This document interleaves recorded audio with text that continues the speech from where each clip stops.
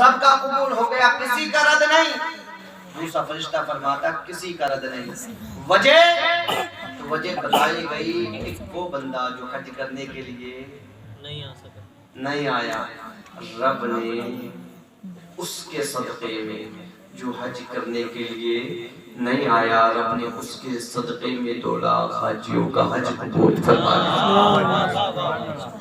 2 لاکھ حاجیوں کا حج قبول فرما لیا۔ حضرت خواجہ بختیار کاکی یہ فرشتوں کی بات سن رہے تھے، قریب جاتے ہیں پوچھتے اے فرشتوں ذرا یہ تو بتاؤ، وہ جس کے صدقے میں 2 لاکھ حاجیوں کا حج قبول ہو گیا کہاں کا رہنے والا ہے؟ وہ کون بندہ ہے؟ جو فرشتوں نے بتایا بغداد کا رہنے والا ہے۔ وہ حضور قطب حضور بختیار کاکی کے مرید آنے کے بعد کہا حضور حج ہو گیا ہے، چلو اپنے ملک واپس چلتے ہیں۔ خواجہ بختیار کاکی ارشاد فرماتے ہیں اپنے گھر واپس نہیں جاؤں گا، اپنے وطن واپس نہیں جاؤں گا، بلکہ میں بغداد جا رہا ہوں، اس سے ملوں گا جس کے صدقے میں میرا بھی حج رب نے قبول فرما لیا، میرا بھی حج قبول فرما لیا ہے۔ حضرت بختیار کاکی نے سفر شروع کیا، سفر کرتے کرتے شہر بغداد کی بستی میں پہنچے۔ جانے کے بعد لوگوں سے پوچھا ذرا یہ تو بتاؤ فلاں فلاں انسان کہاں رہتا ہے؟ جب نشانیاں حضرت بختیار کاکی نے بتائی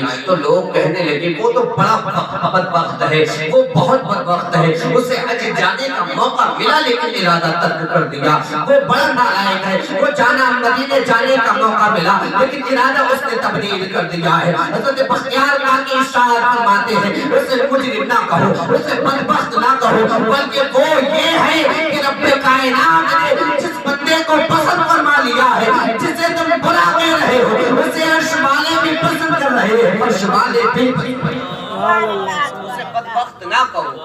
جب لوگوں نے بتایا جانے کے بعد حضرت بختیار کاکی نے دروازے پہ دستک دی، اندر سے آواز آتی ہے کون ہے؟ حضرت بختیار کاکی ارشاد فرماتے ہیں میں بختیار کاکی ہوں، میں تم سے ملاقات کرنے کے لیے آیا ہوں۔ تو اندر سے آواز آتی ہے حضور میں دروازہ نہیں کھول سکتا، میں دروازے سے باہر جاتا ہوں تو لوگ مجھے تانے دیتے ہیں، میرے بچے جاتے ہیں تو بستی کے بچے میرے بچے کو تانے دیتے ہیں، میری عورت جب گھر سے باہر جاتی ہے تو بستی کے بچے وہ عورتیں میری عورت کو تانا دیتی ہیں، اس لیے آج سے کئی مہینے ہو گئے ہیں نہ میرے بچوں نے گھر سے باہر قدم رکھا ہے، نہ میری عورت نے گھر سے باہر قدم رکھا ہے، نہ گھر سے باہر میں گیا ہوں، حضور معاف کرنا پھر کبھی ملاقات ہو جائے گی۔ حضرت بختیار کاکی نے ارشاد فرمایا حضور مصطفیٰ کے واسطے کم سے کم دروازے کو کھول میں تنہا اندر آؤں گا۔ اور جب حضرت بختیار کاکی اندر جاتے ہیں، جانے کے بعد اس نوجوان کے قدموں کا بوسہ لینا چاہتے ہیں کہ روک لیتا ہے، حضرت بختیار کاکی ارشاد فرماتے ہیں اے نوجوان ذرا یہ تو بتا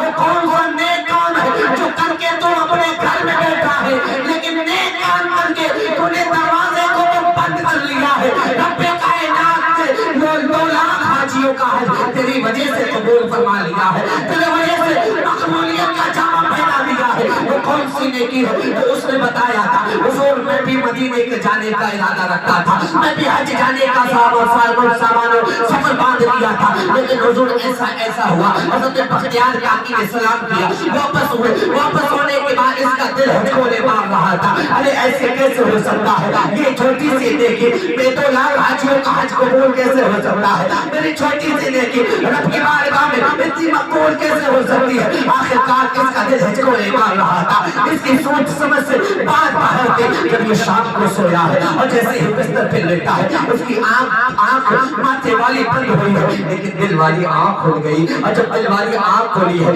سینے کی آنکھ کھلی ہے تو دیکھتا کیا ہے میرے صحن کے اوپر ایک بادل آیا، اس بادل سے کوئی نکلا، نکلنے کے بعد وہ استقبال کے لیے کھڑا ہو گیا، ایسا لگتا تھا وہ استقبال کسی اور کے آنے کا کر رہا ہے، وہ کسی اور کے آنے کا منتظر ہے۔ دیکھتے دیکھتے کیا ہوا ایک بادل اور آیا، اس بادل سے بڑا حسین و جمیل نور پیدا ہوا، بڑا حسین و جمیل انسان نکلا۔ میں نے عرض کیا حضور آپ کون ہیں؟ تو آنے والے نے کہا میں وہ ہوں جس کے صدقے میں کائنات کو پیدا کیا گیا ہے، میں وہ ہوں جس کے صدقے میں رب نے دنیا کو پیدا فرمایا ہے۔ یہ انسان کہتا ہے یا رسول اللہ آپ کیوں آ گئے؟ حکم دیتے پیدل دوڑتا ہوا آ جاتا، یا رسول اللہ اگر خبر بھیج دیتے تو میں مدینے آ جاتا۔ میرے مصطفیٰ ارشاد فرماتے ہیں اے نوجوان تو بختیار کہنے گیا ہے کیا وہ تجھے پسند نہیں آیا؟ تیرے اس نیکی کی بدولت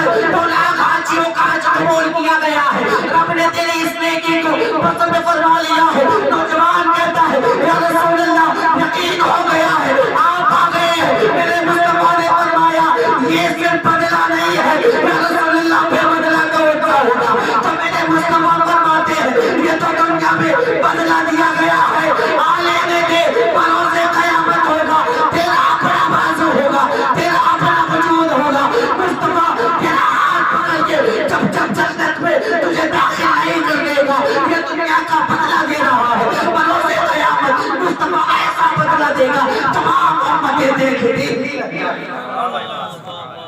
تمام امتیں دیکھتی رہ جائیں گی، ایسا بدلہ تیرا مصطفیٰ عطا۔ اگر ہم سیدوں پر خرچ کریں تو ہماری قسمتوں کی معراج ہو جاتی ہے، اور اگر ہم غوث اعظم پہ خرچ کریں سمجھ میں آئی؟ میرے حضور غوث اعظم تو حسنی بھی ہیں اور حسینی بھی ہیں، بس حکم ہوا مجھے اس حکم کی تعمیل میں نے کی، اور کچھ باتیں جو ایک صاحب نے اور بتائیں میں گزارش کروں گا اپنی بستی والوں سے، آپ اپنے ہو گئے نہیں، کیونکہ رشتے صرف خون سے نہیں بنتے، رشتے صرف باپ نہیں بناتے، رشتہ قرآن میں بھی بنایا ہے، انما المؤمنون الاخوہ، مومن آپس میں بھائی بھائی۔ تو میں گزارش کروں گا اپنی ماں بہنوں سے کہ آپ لوگ بڑے ادب و احترام کے ساتھ اپنی زندگیاں گزارو، یہ بے پردگی جو آج ہمیں لے ڈوبی ہے، یہ کھلکھلا کر کے ہنسنا، یہ روڈوں پر یوں بے باک ہو کے چلنا، یہ ہماری شریعت میں نہیں ہے۔ آپ کو وہ زیور بنایا گیا جو جب تک اندر رہے تب تک کامیاب ہے، اور یہ زیور جب باہر آ جاتا ہے تو لوگ ٹوٹ پڑتے ہیں اور چھین جھپٹ کر کے کھانے کی کوشش کرتے ہیں۔ ہاں صاحب، اپنے زیور کو چھپا کے رکھو۔ آپ وہ ہو جس کے بارے میں علماء کرام بیان کرتے ہیں کہ حضور کی تشریف آوری سے بیشتر عورتوں کا کوئی وقار عورتوں کا کوئی وقار نہیں، لوگ منہ کالا کر کے بہن بیٹیوں کو کوٹھری میں بند کیا کرتے تھے، ہاں جوتیوں کی نوک سے مارا کرتے تھے عورتوں کو۔ جب بچی کسی کے گھر میں پیدا ہو جائے تو زندہ درگور کر دیا کرتے تھے۔ آپ کو اگر میرے رب نے عزتیں بخشی ہیں تو آمنہ کے لال کے قدموں کے صدقے میں عزتیں بخشی، جنہیں کوئی پوچھتا نہ تھا، میرے مصطفیٰ نے جنت کو کھینچ کے ان کے قدموں کے نیچے رکھ دیا۔ آپ کو کتنی عزت و وقار والی ہے، تو آپ اپنی عزتوں کو کیوں کھوتی ہو، اپنے پردوں کو کیوں پامال کرتی ہو؟ میں آپ کو بتاؤں، جب 3 دن کا پیاسا تھا میرا حسین، 3 دنوں کا بھوکا تھا میرا حسین، میرے حسین کے اوپر لوگوں نے ظلم و ستم کیا، 3 دن پانی کو بند رکھا میرے حسین پر، کھانا بند تھا میرے حسین پر۔ قسم خدا کی امام حسین نے نوجوان علی اکبر کی لاش کو اٹھاتے ہوئے دیکھا، امام عالی مقام کے بدن پر، امام عالی مقام نے جو ہے اپنے بیٹے علی اکبر کے بدن پر گھوڑے دوڑتے ہوئے دیکھے، وہاں جہاں کوئی اپنا نہ تھا، 22,000 کا لشکر جلال آپ کے مد مقابل تھا، 22,000 کی تلواریں آپ کے مد مقابل تھی۔ وہ جگہ جس جگہ کو کربلا کہا جاتا ہے، ہاں ہاں صاحب تمہیں کیا لگتا ہے، تم تک دین ایسے ہی پہنچ گیا، تم تک جو ہے مذہب اسلام یوں ہی آ گیا، مذہب اسلام بڑے قربانیاں دیکھ کر کے تم تک آیا ہے۔ میرے حسین، میرے آقا حسین، جو آقا حسین نے، امام علی مقام نے اپنے بیٹے علی اکبر کے لاش کو اٹھا کر کے خیمے میں لا کر کے رکھ دیا۔ اس کے بعد امام قاسم کی جوانی جب کافروں نے لوٹی تھی، وہ جوانی کو اٹھا کر کے ان کی بوٹی اٹھا کر کے جب امام حسین قافلے میں لے آئے تو اس کے بعد کیا ہوا تمہیں نہیں معلوم؟ تم نے علماء کرام سے سنا ہے، 6 ماہ کا ننھا علی اصغر تھا امام حسین کے گود میں، جب لے کر کے گئے تھے ظالموں نے ان پر بھی تیر مارا۔ ہاں ہاں صاحب، 72 شہداؤں کو امام حسین نے اٹھایا، اور جب لڑتے لڑتے امام حسین کو کافی دیر ہو گئی تو ایک تلوار ایسا کیا گیا تھا امام حسین کے سینے پہ آ کر کے لگا، ایک نیزہ ایسا مارا گیا تھا امام حسین کے سینے پہ لگا۔ جب امام حسین گھوڑے کے سین سے زمین پہ آ گئے اور جب زمین پہ آئے تو قسم خدا کی اس وقت امام حسین کی چھوٹی سی بیٹی جن کا نام سکینہ آیا ہے، روایتوں میں جن کا نام سکینہ بتایا ہے، جب حضرت سکینہ اپنے ابو کی جانب دوڑے چھوٹے چھوٹے قدموں سے دوڑی ہے، آقا حسین نے ارشاد فرمایا اے یزیدیو تیری میری دشمنی اپنی جگہ ہے، لیکن میں اب تمہیں حکم دیتا ہوں اپنی نظروں کو گھما لو، اپنی نظروں کو نیچا کر لو۔ دیکھتے نبی ہو میری 7 سال کی سکینہ 7 سال کی سکینہ میرے پاس آ رہی ہے، تو ننھے قدموں سے دوڑ کر کے اپنے باپ کے قریب آ رہی ہے۔ آہا صاحب تو اس وقت رات نے اپنا منہ چھپا لیا تھا، آسمان کے چاند نے اپنا منہ چھپا لیا تھا۔